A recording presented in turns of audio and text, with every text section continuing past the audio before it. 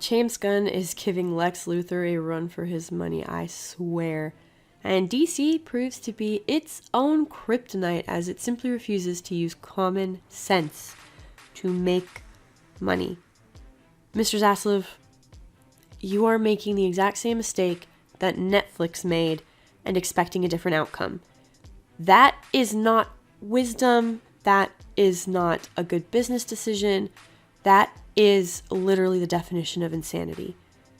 Let's go ahead and see what's going on. So Mr. Cavill posted this a few hours ago, and it says, I've just had a meeting with James Gunn and Peter Safran, and it's sad news, everyone. I will, after all, not be returning as Superman. After being told by the studio to announce my return back in October, yeah, that's the real jacked up part. The studio told him to announce his return, which means that this was a Zaslav decision. Prior to their hire, this news isn't the easiest, but that's life. The changing of the guard is something that happens. I respect that. James and Peter have a universe to build. I wish them and all involved with the new universe the best of luck and the happiest of fortunes. For those who have been by my side through the years, we can mourn for a bit, but then we must remember, Superman is still around. Everything he stands for still exists, and the example he sets for us are still there.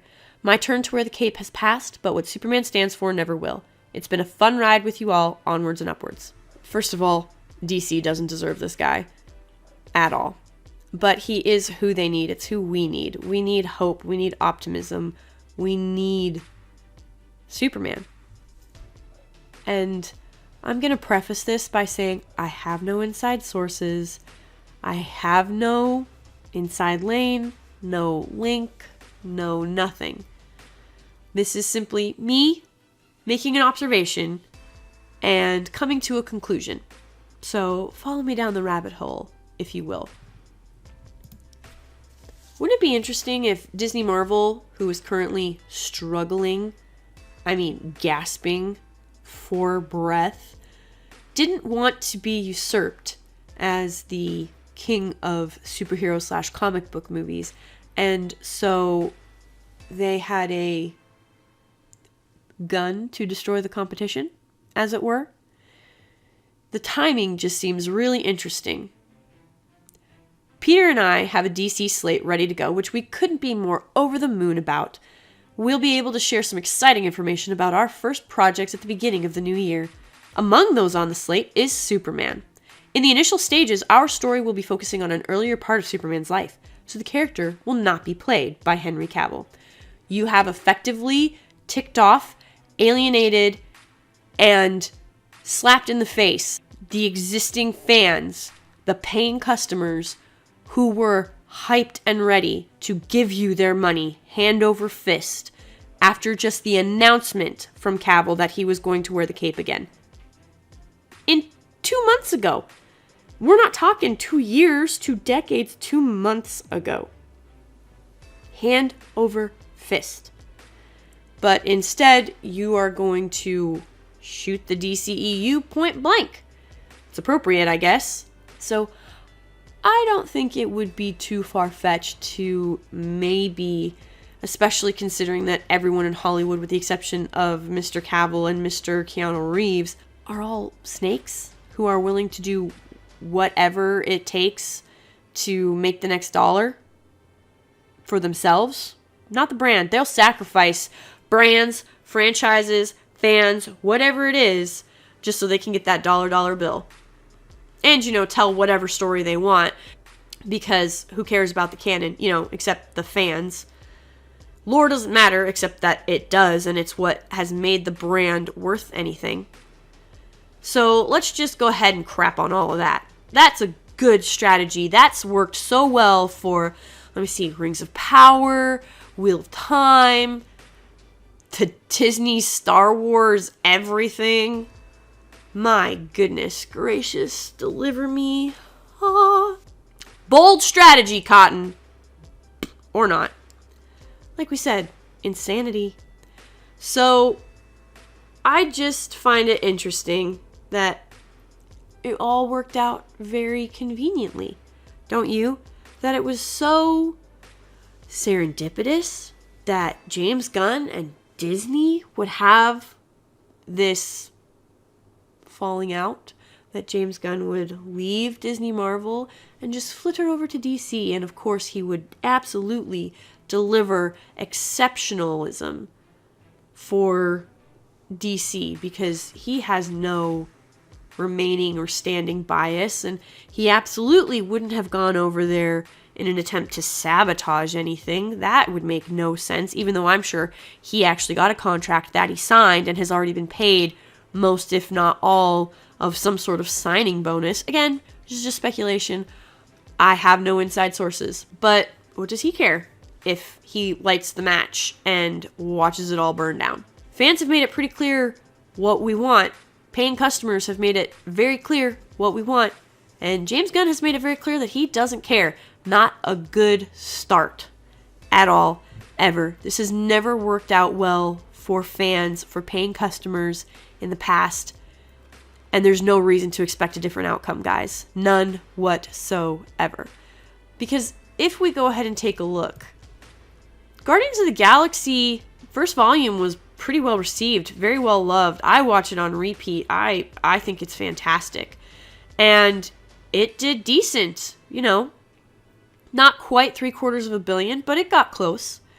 So Guardians of the Galaxy Volume 2 should blow Guardians of the Galaxy 1 out of the water, right? There's only a $30 million difference in budget production. The opening weekend is an exponential difference, so that should mean that it would be an exponential improvement or increase over the first film, but it doesn't. That $30 million budget production difference, I mean, you're talking $65 million, give or take $1 million or so from the domestic box office difference, and worldwide less than $100 million. Less than $100 million, guys. That's not exponential growth. That's stunting, because Volume 2 was not as well received. I know I personally didn't care for it. I've seen it once, maybe twice, but I don't recall rewatching it because I didn't care for it. It wasn't as good.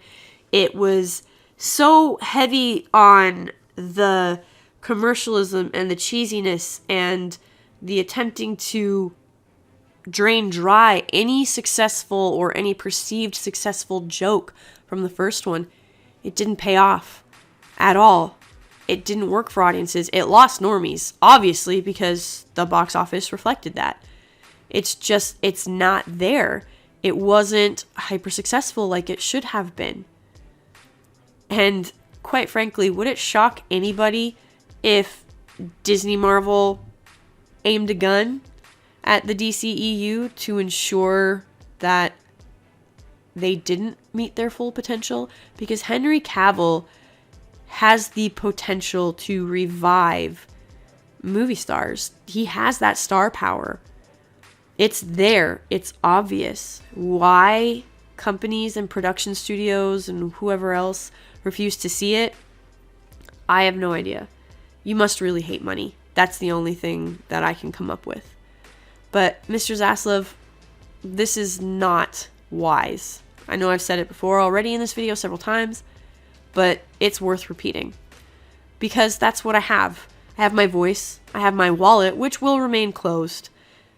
I haven't seen a Disney Marvel production since Infinity Wars. Because they lost me then. It just was not anything that I cared to continue. And after the back and forth and the leading on and then confirming Cavill's return only to rip it away, that kind of disrespect is not going to be met well. It doesn't matter if Gunn had a different vision. You've blatantly disrespected your paying customers. It's not going to go the way you hope or think. We have our voice, we have our wallets, and you know what? Why not? Let's go ahead and do a change.org. Because that's part of our voice too. Social media, guys, these tools are really powerful if we can use them correctly. I don't know what Warner Media is keeping an eye on. I would assume a lot. Use what you have.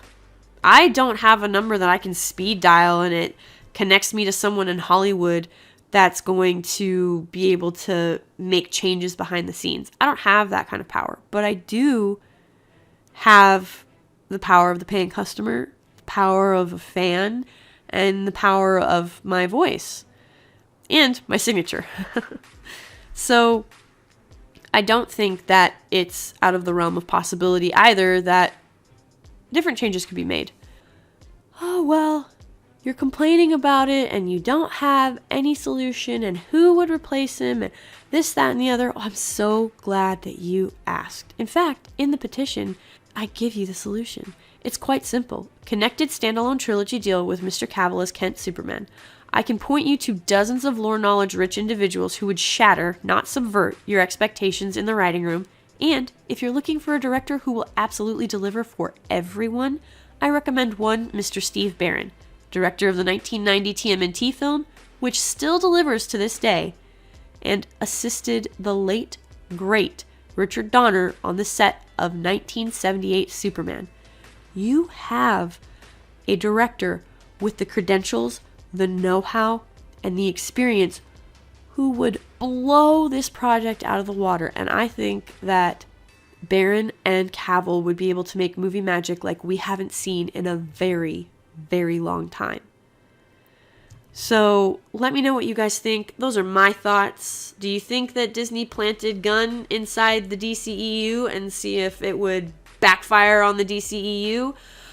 Are they hoping for that? Is that their goal moving forward so that they lessen the competition? Or do you think that Gunn really went to DC and is just burning bridges and burning franchises and not caring because he thinks his vision truly is prophetic and the best and will lead you to the correct thing that you didn't even know you wanted, even though you know it's not what you want because it's not Cavill.